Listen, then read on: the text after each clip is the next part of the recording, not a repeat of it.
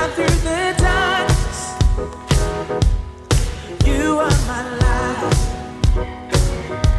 my death you defeated. You give me life. You've taken my sorrow, my joy is in Christ. 'Cause when I'm with you, I come alive. My days full of color, I dance through the night. When I see you move, I follow your lead. My eyes are on you, and yours are on me.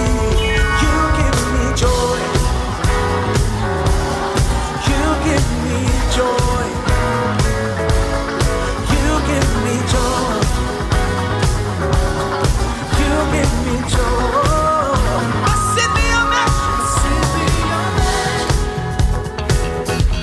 Your grace was the cure. In you I'm victorious, yeah. My future's secure. 'Cause when I'm with you, 'cause when I'm with you, I come alive. My days full of color, I dance through the night. When I see you move, I follow your lead. Yeah. My eyes are on you, and yours. 'Cause when I'm with you,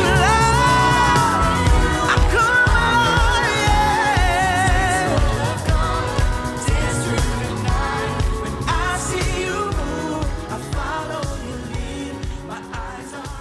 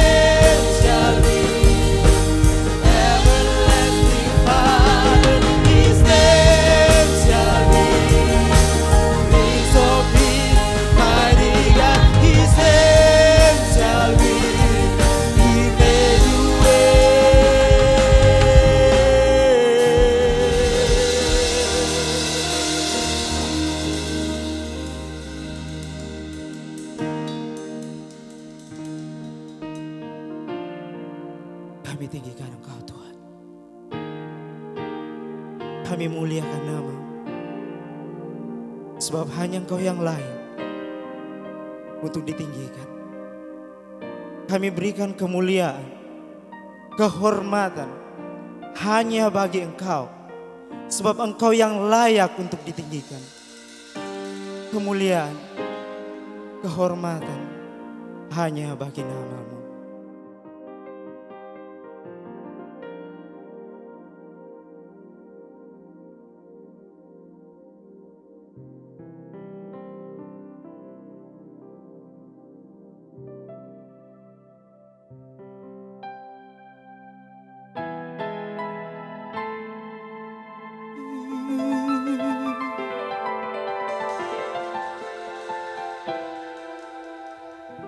Worship you, Jesus, 'cause you are worthy, you are worthy, you are worthy to be praised. You are Alpha and Omega. We worship you, our Lord. You are worthy to be praised. You are Alpha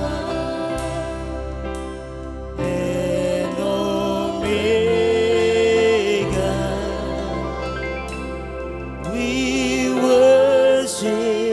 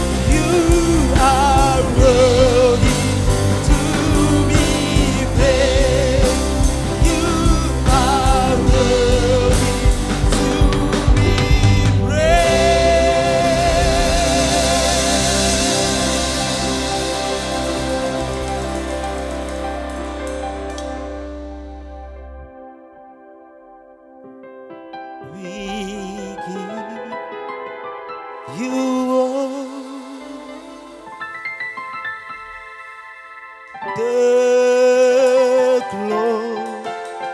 glory. We worship you, our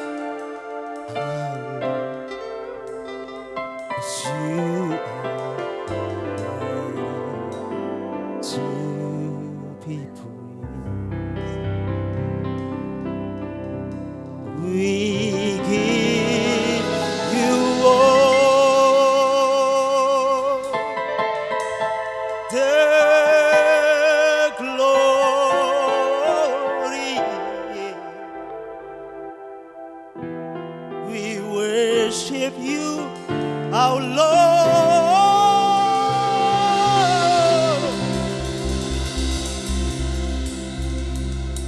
as you are worthy to be praised. You are worthy to be praised.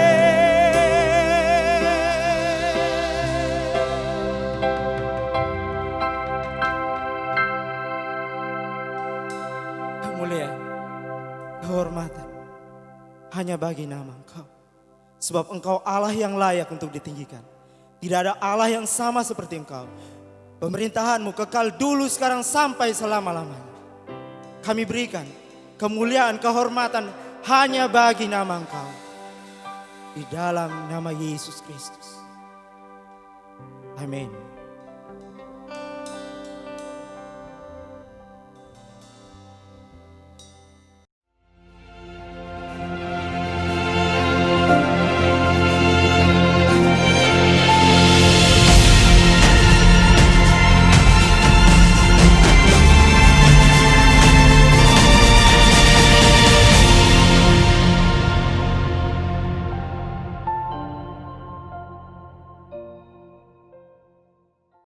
Selamat pagi Bapak Ibu Saudara-saudari yang dikasihi dalam Tuhan kita Yesus Kristus. Selamat datang kembali di ibadah online kita pada hari ini.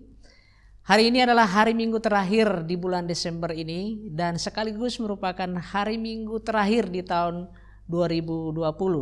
Dan juga sekaligus hari ini adalah seri terakhir dari seri kita tentang Hope Has Come. Kita berbicara mengenai pengharapan. Pengharapan adalah hal yang sangat penting bagi setiap orang. Hari-hari yang kita lewati tanpa pengharapan itu adalah hal yang sangat sulit sebenarnya dalam kehidupan kita. Pengharapan adalah hal yang sangat penting bagi siapapun juga.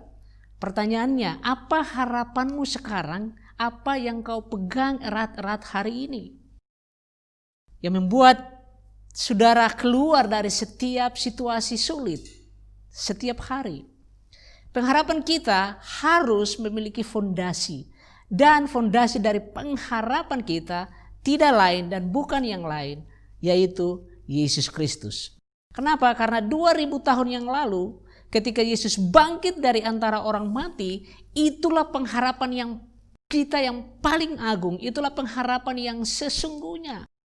Dan firman Tuhan mengatakan bahwa Tuhanlah yang merencanakan harapan untuk masa depan kita. Bukan hanya untuk hidup ini, tetapi juga untuk hidup yang akan datang. Dalam Yeremia 29 ayat yang ke-11 firman Tuhan mengatakan seperti ini. Saya akan membacakan. Yeremia 29 ayat yang ke-11. Sebab aku ini mengetahui rancangan-rancangan yang ada padaku mengenai kamu. Demikianlah firman Tuhan, yaitu rancangan damai sejahtera dan bukan rancangan kecelakaan, untuk memberikan kepadamu hari depan yang penuh harapan. Jadi hope has come. 2 minggu kita sudah belajar. Minggu pertama kita belajar mengenai inkarnasi. Minggu pertama kita belajar mengenai inkarnasi, bahwa Allah mengutus anaknya yang lahir dari seorang perempuan. Pengharapan kita yang agung adalah Yesus Kristus yang telah datang untuk menyelamatkan kita. Masalah terbesar kita adalah dosa. Karena itu kita perlu juru selamat. Itu sebabnya kita belajar minggu lalu mengenai penebusan. Bahwa ia diutus untuk menebus mereka. Hari ini kita akan berbicara mengenai adopsi. Ayat kita hari ini diambil dari Galatia pasalnya yang keempat, ayatnya keempat sampai dengan ayatnya yang keenam. Dan untuk menunjukkan rasa hormat kita terhadap firman Tuhan, mari kita membacanya bersama-sama dari Galatia pasal 4 ayat 4 sampai dengan ayatnya yang ke-6. Mari kita baca bersama-sama.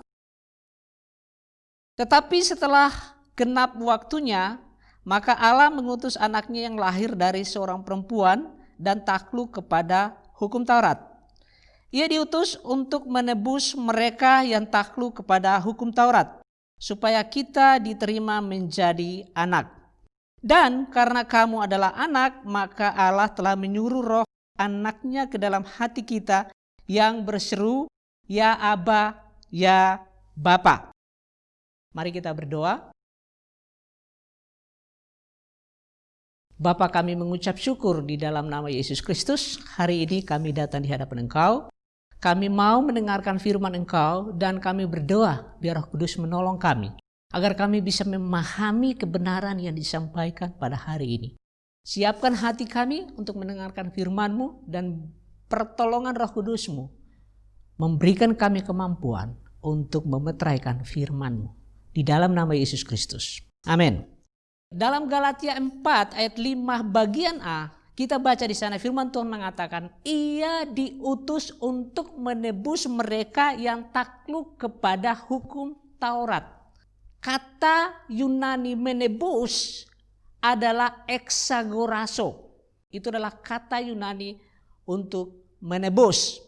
Inilah sebenarnya konsep penebusan. Konsep penebusan sama dengan konsep pembelian budak pada waktu itu. Pembelian budak ini dilakukan di pasar budak. Jadi penebusan berarti membeli sesuatu dari dan ke. Jadi seorang yang akan membeli budak di pasar budak, kemudian dia akan mengeluarkan orang itu dari pasar budak untuk dijadikan budak. Itulah konsep penebusan. Jadi penebusan adalah membayar untuk mendapatkan keuntungan sepenuhnya. Jadi exagorazo, X itu berarti benar-benar keluar dari. Contoh kita bisa lihat bahwa Yusuf dibeli untuk dijadikan budak. Nah, saya mencoba untuk memberikan gambaran bagi kita semua bagaimana ketika seseorang itu membeli budak di pasar budak. Ketika seseorang mencari atau membeli budak di pasar budak, orang itu akan mencari budak yang seperti ini.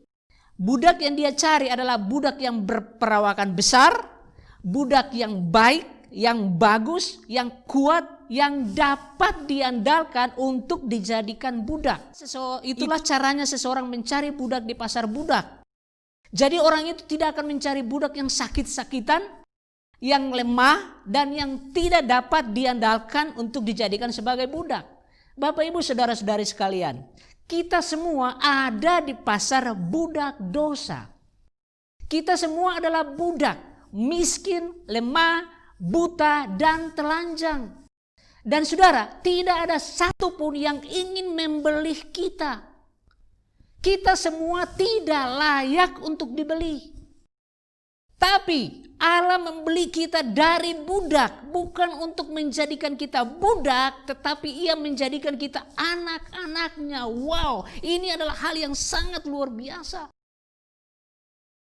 Pertanyaannya, untuk apa kita ditebus dari budak? Nah, kita akan lihat Galatia 4 ayat yang ke-5b. Dikatakan di situ bahwa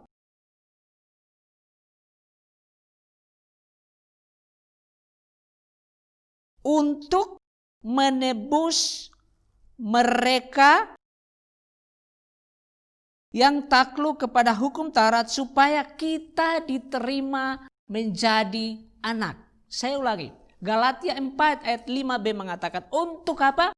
Untuk menebus mereka yang takluk kepada hukum Taurat supaya kita diterima menjadi anak. Inilah adopsi.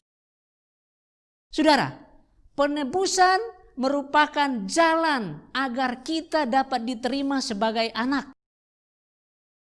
Dengan kata lain, agar supaya kita bisa diadopsi menjadi anak. Jadi penebusan merupakan jalan agar kita bisa diadopsi. Tanpa penebusan yang dilakukan oleh Yesus Kristus, tidak akan ada namanya adopsi. Adopsi adalah proses di mana seseorang yang bukan bagian dari keluarga tertentu secara resmi dibawa ke dalam keluarga tersebut dan dijadikan anggota keluarga yang sah secara penuh dengan hak dan tanggung jawab dari status tersebut.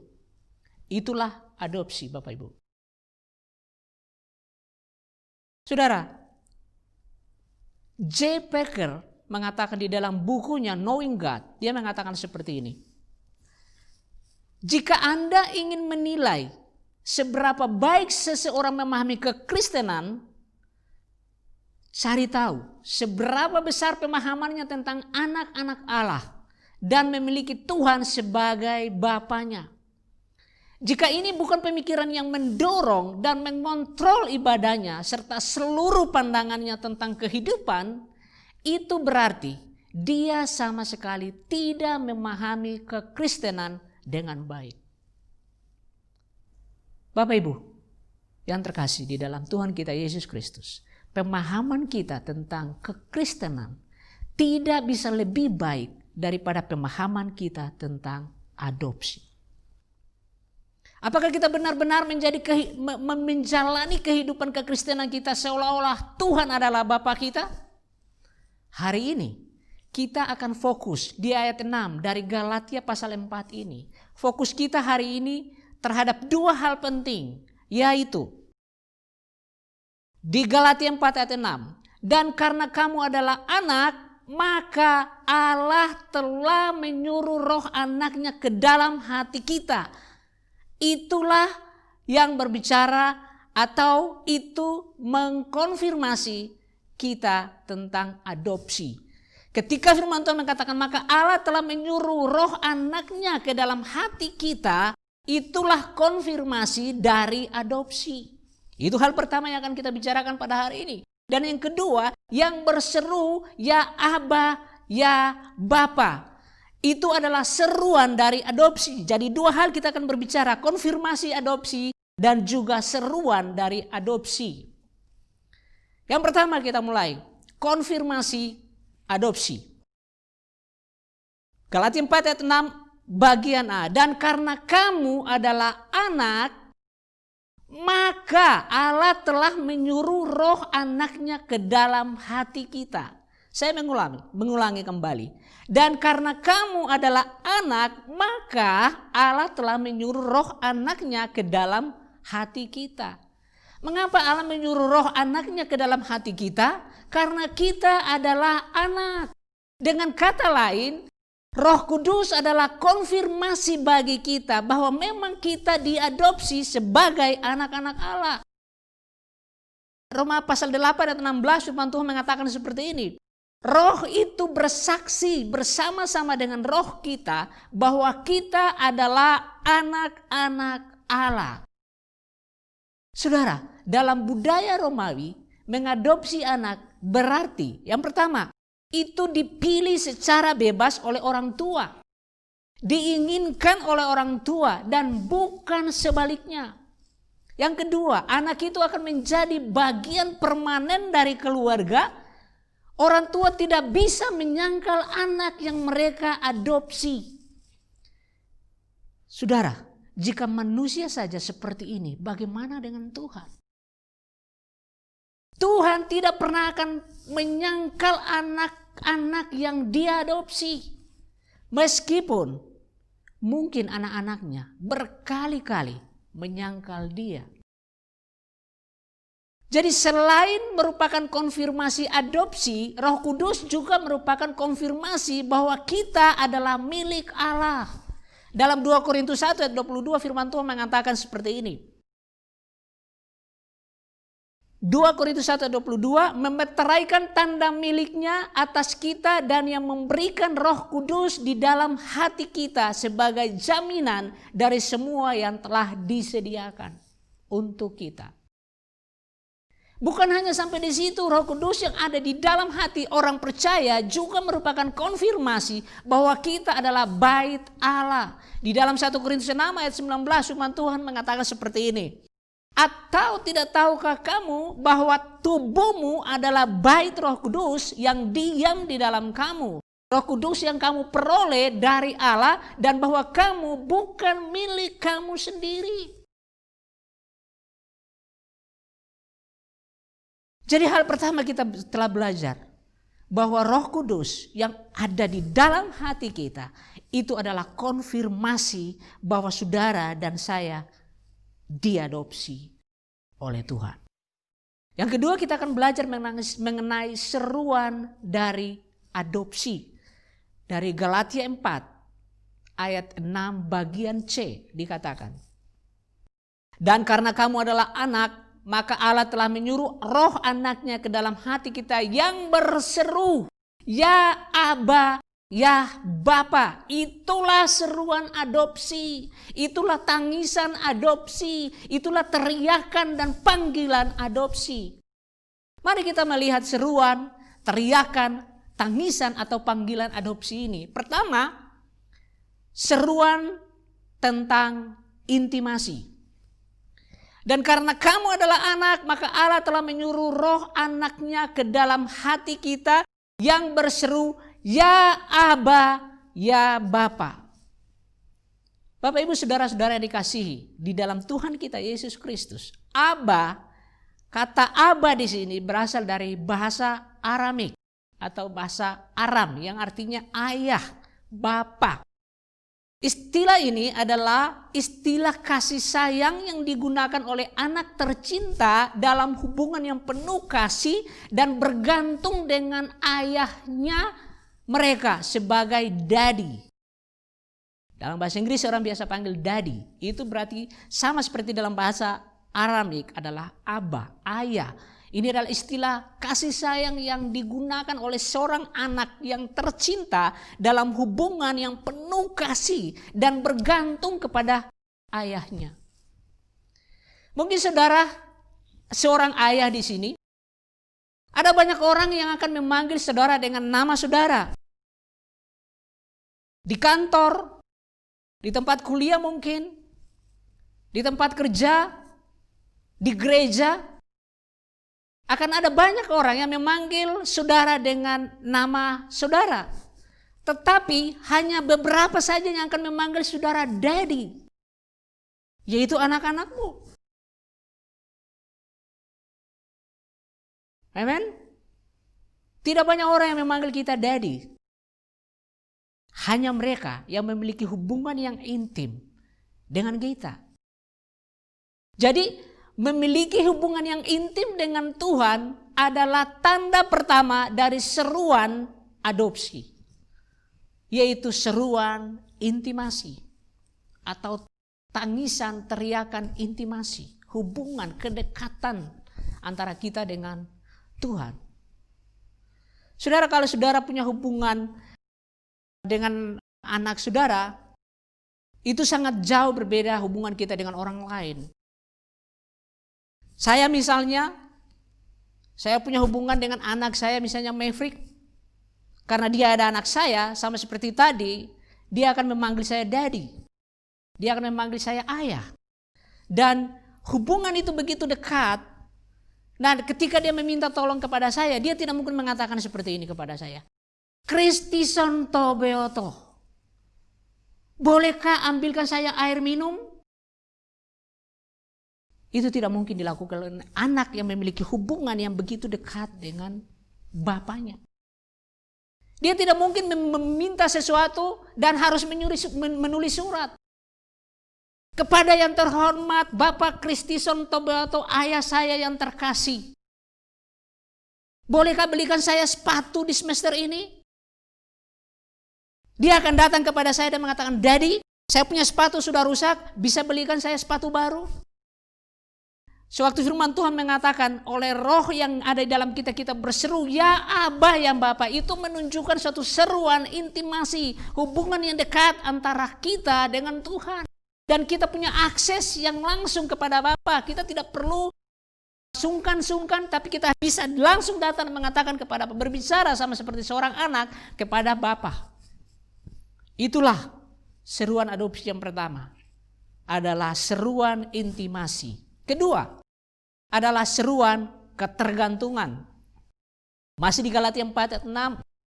Dan karena kamu adalah anak, maka Allah telah menyuruh roh anaknya ke dalam hati kita yang berseru, ya Aba, ya Bapa. Seruan ketergantungan kepada Allah sebagai Bapa kita adalah tanda kedua dari seruan adopsi. Ini menunjukkan bahwa kita sangat tergantung, kita perlu bergantung sepenuhnya kepada Allah sebagai Bapa kita. Ketika firman Tuhan mengatakan bahwa Allah telah menyuruh roh anaknya ke dalam hati kita yang berseru, ya Aba yang Bapa. Ketika kita berseru, itu menunjukkan bagaimana ketergantungan kita kepada Bapa kita di sorga. Itu adalah seruan ketergantungan kita kepada Bapa kita di sorga. Ketika roh itu berseru ya Aba ya Bapa, itu menunjukkan kita tergantung kepada Allah. Sebab di luar Allah kita tidak dapat berbuat apa-apa. Tuhan Yesus memberikan kita contoh di dalam Markus 14 ayat yang ke-33 sampai dengan ayat yang ke-36. Kita akan baca dalam Markus 14 ayat 33 sampai dengan ayat yang ke-36. Di situ Tuhan Yesus memberikan contoh bagaimana kehidupan ketergantungan Tuhan Yesus kepada Bapa di surga. Dikatakan di situ di Markus 14 ayat 33.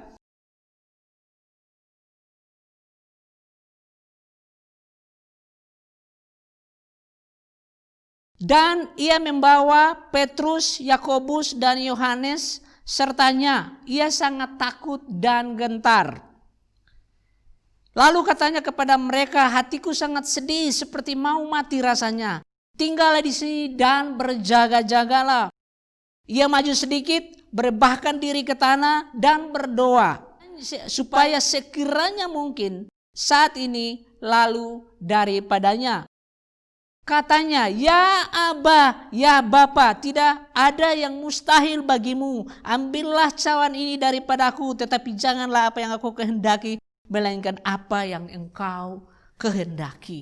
Ketika Tuhan Yesus menghadapi masalah yang tersulit di dalam kehidupannya, dia datang kepada Bapa, kita tahu di Taman Getsemani, dia mengatakan, ya Aba, ya Bapa, tidak ada yang mustahil bagimu, ambillah cawan ini daripadaku, tetapi janganlah apa yang aku kehendaki, melainkan apa yang engkau kehendaki. Ini berbicara mengenai ketergantungan dari Tuhan Yesus kepada Bapa di sorga. Yesus memperlihatkan kehidupannya yang sangat tergantung dengan Bapanya ketika menghadapi situasi sulit di dalam kehidupannya. Bapak Ibu Saudara-saudara sekalian, ketika dihadapkan pada cobaan dan kesulitan, seperti apa tangisan kita? Ketika kita menghadapi hal tersulit di dalam kehidupan kita, seperti apakah tangisan kita kepada Bapa kita di sorga? Apakah kita akan menggerutu? Apakah kita akan menyalahkan? Apakah kita akan merengek? Apakah kita akan memprotes? Dan apakah kita akan mengeluh? Serta apakah kita akan membandingkan ketika situasi yang sulit datang dalam kehidupan kita? Berhati-hati saudara dalam berseru kepada Allah sebagai Bapa kita. Tangisan dan seruan kita akan memperlihatkan siapa kita. Apakah kita seorang hamba atau seorang anak?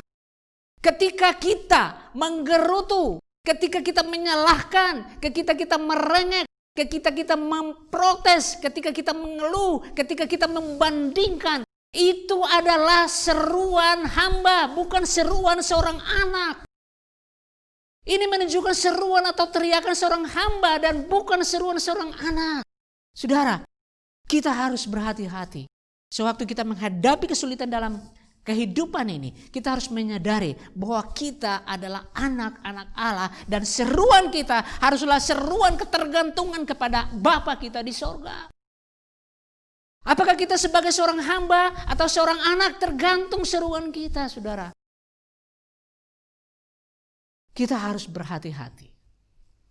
Dan yang ketiga, seruan iman. Dan karena kamu adalah anak, maka Allah telah menyuruh roh anaknya ke dalam hati kita yang berseru, ya Aba, ya Bapa. Kata Yunani untuk berseru adalah kraso. Kata ini adalah kata yang kuat, yang mengungkapkan emosi yang dalam, juga berarti berteriak untuk mencapai suatu tujuan tertentu. Kraso. Jadi kraso sebenarnya menunjukkan seruan iman kita. Kraso menunjukkan seruan daripada kepercayaan kita dan keyakinan kita kepada Bapa kita. Ketika firman Tuhan mengatakan, maka Allah telah menyuruh roh anaknya ke dalam hati kita yang berseru, ya Aba, ya Bapa. Kata itu adalah kata yang sangat kuat, yang mengungkapkan emosi yang dalam, suatu juga berarti berteriak untuk mencapai suatu tujuan tertentu. Jadi kraso menunjukkan seruan iman kita kepada Bapa. Kita bisa melihat contoh dalam Matius 9 ayat 27 dan 29. Matius 9 ayat 27. Ketika Yesus meneruskan perjalanannya dari sana, 2 orang buta mengikutinya sambil berseru dan berkata, "Kasihanilah kami anak Daud." Ya, kita lihat bahwa ada 2 orang buta ini ketika Yesus lewat, mereka ini berseru kepada Yesus. 2 orang ini mengikuti sambil berseru dan berkata. Nah, saudara, kata yang dipakai untuk kata berseru ini adalah kraso. Mereka sebenarnya bukan berseru biasa. Mereka ini sebenarnya berteriak. 2 orang buta ini tidak berbisik kepada Yesus. Mereka tidak mengatakan, Yesus tolong sembuhkan. Tidak ada seperti itu. Mereka, firman Tuhan mengatakan mereka berteriak. Mereka bersuara dengan suara yang nyaring, yang keras. Mereka mengatakan seperti ini, Yesus kasihanilah kami. Kasihanilah kami anak Daud. Mereka berteriak, mereka berseru. Ini adalah satu seruan iman, satu seruan keyakinan kepada Tuhan. Mereka tidak berbisik kepada Yesus atau dengan suara pelan meminta pertolongan kepada Yesus. Atau mungkin mereka minta tolong orang lain, tolong kasih tahu Yesus bahwa kami ini buta, tolong sembuhkan kami. Tidak, mereka berteriak kraso, mereka berseru, berteriak, Yesus kasihanilah kami. Kasihanilah kami, hai anak Daud. Mereka berteriak. Itu adalah seruan daripada iman. Itu adalah seruan iman, salah satu seruan dari adopsi. Jadi mereka ini memiliki akses langsung kepada Yesus. Mereka menyerukan seruan iman mereka. Dan saudara, apa yang terjadi setelah mereka berteriak? Di ayat selanjutnya, di ayat 28, setelah Yesus masuk ke dalam sebuah rumah, datanglah kedua orang buta itu kepadanya dan Yesus berkata kepada mereka, "Percayakah kamu bahwa aku dapat melakukannya?" Mereka menjawab, "Ya Tuhan, kami percaya." Itulah seruan dan teriakan iman. Dan kemudian firman Tuhan mengatakan di dalam Roma 8 ayat yang ke-15. Roma 8 ayat 15 firman Tuhan mengatakan seperti ini.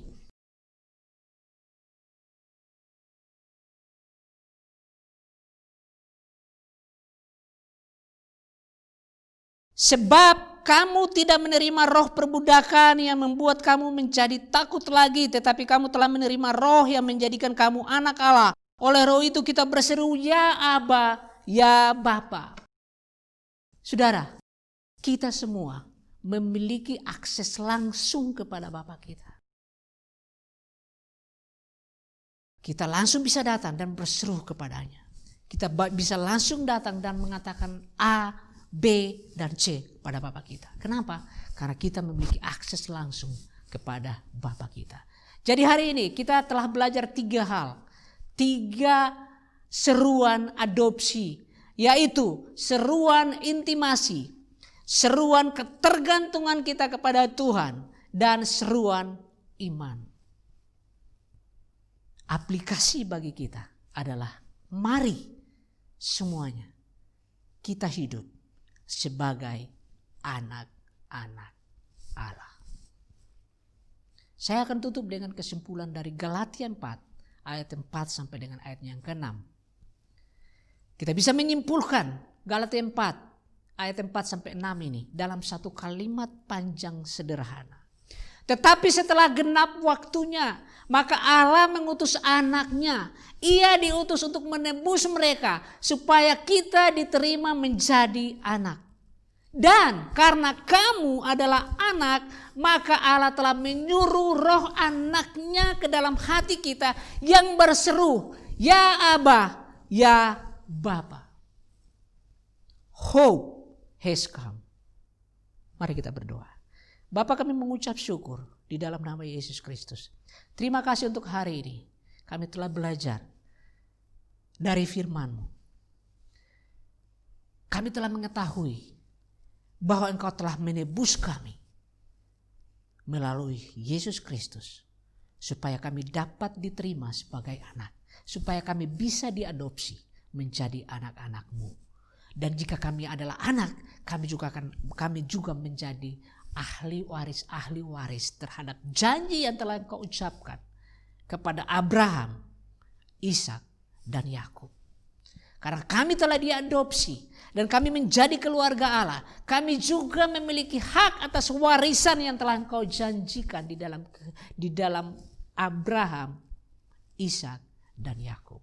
Karena itu kami bersyukur untuk adopsi yang Kau berikan bagi kami, untuk pembelian dan penebusan yang Kau lakukan sehingga kami bisa diangkat menjadi anak-anak. Terima kasih Bapa di surga, kami bersyukur pada hari ini kami telah mengerti firman-Mu, dan kami berdoa di dalam nama Yesus Kristus. Roh Kudus, tolong kami meteraikan firman-Mu agar kami bisa mengerti firman-Mu di dalam hati kami, dan kami bisa mengaplikasikannya dalam kehidupan kami. Kami mengucap syukur kepada Engkau pada hari ini. Terima kasih Bapa di surga, terima kasih Tuhan Yesus, dan terima kasih Roh Kudus. Kami bersyukur dan berdoa di dalam nama Yesus Kristus. Amin. Baik, Bapak Ibu, kita akan memberikan persembahan, dan saya percaya bahwa karena kita adalah anak-anak Allah, kita berhak menerima warisan yang berasal dari Dia. Dan Roh Kudus dikatakan bahwa Roh Kudus adalah jaminan dari semua yang telah dijanjikan Tuhan kepada kita. Karena itu, hari ini kita akan memberi. Saya percaya karena Tuhan telah memberkati setiap daripada kita. Dan Dia yang menjanjikan warisan yang begitu luar biasa, Dia juga yang telah memberkati kita di dalam kehidupan kita hari ini. Bapak Ibu, satu hal yang perlu kita ketahui bahwa adopsi kita, efek dari adopsi bukan hanya untuk hidup kita hari ini, tapi efek daripada adopsi adalah untuk hidup kita yang akan datang. Dan saya percaya untuk hari ini efek dari adopsi begitu banyak mempengaruhi kehidupan kita. Begitu banyak berkat-berkat Tuhan yang ada dalam hati kita. Saya percaya apapun yang saudara minta kepada Bapa saudara akan diberikan. Karena saudara dan saya telah diangkat menjadi anak-anaknya. Karena itu sewaktu kita memberi hari ini, kita memberi dengan sukacita, kita memberi dengan ketulusan, karena kita tahu kita semua memiliki warisan yang luar biasa. Karena kita semua telah diadopsi menjadi anak-anaknya. Mari kita berdoa. Bapa, kami mengucap syukur dalam nama Yesus Kristus. Terima kasih untuk kasih karunia yang begitu luar biasa. Kami sebenarnya tidak layak untuk dibeli. Kami sebenarnya tidak layak untuk diangkat menjadi anak-anak-Mu. Tapi karena Engkau dengan kasih-Mu yang begitu besar, Engkau mengadopsi kami menjadi keluarga Allah yang permanen. Dan kami juga akan mendapatkan warisan-warisan yang telah dijanjikan melalui Abraham, Ishak, dan Yakub. Dan karena itu hari ini ketika kami memberikan offering kami, perpuluhan, janji iman, persembahan khusus kami tahu semuanya itu karena berkat dari adopsi yang telah Engkau berikan di dalam kehidupan kami. Kami percaya efek atau berkat adopsi bukan hanya secara rohani, tetapi juga secara jasmani yang terjadi dalam kehidupan kami. Bapak, kami bersyukur hari ini, biarlah Engkau melihat setiap hati yang memberi dengan ketulusan. Engkau juga yang akan melihat dan memberkati mereka. Kami berdoa untuk offering kami, perpuluhan, janji iman, persembahan khusus kami. Biar ini bisa dipakai untuk memajukan kerajaan-Mu, memperlebar kerajaan-Mu, menyebarkan Injil-Mu di bumi ini. Terima kasih Bapa di surga, kami berucap syukur dan berdoa di dalam nama Yesus Kristus. Amin. Selamat memberi.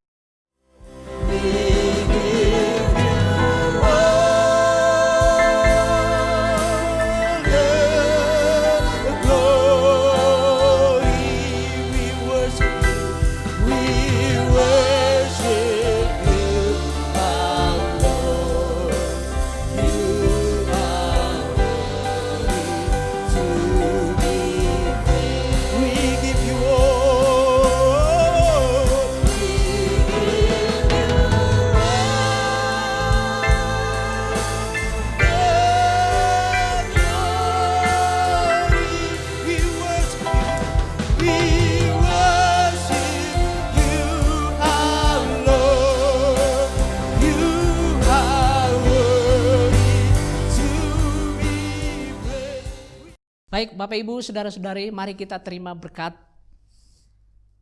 Berkat dari Allah Bapa kita dan dari Tuhan Yesus Kristus yang telah mengadopsi kita akan selalu tercurah di dalam kehidupan kita hari ini, seterusnya dan sampai selama-lamanya. Kita percaya bahwa pertolongan Roh Kudus dan kekuatan Roh Kudus akan menyertai kita dalam kehidupan kita sehari-hari. Karena itu sewaktu kita melakukan segala sesuatu, baik dalam perkataan, dalam perbuatan, dalam tindakan kita percaya Tuhan menyertai itu. Karena itu pulanglah, diberkatilah, berkat dari Allah Abraham, Allah Ishak dan Allah Yakub selalu tercurah dalam kehidupan setiap orang percaya di dalam nama Yesus Kristus. Amin. Baik, ibadah kita telah selesai. Selamat bersekutu satu dengan yang lain. Tuhan memberkati kita semua.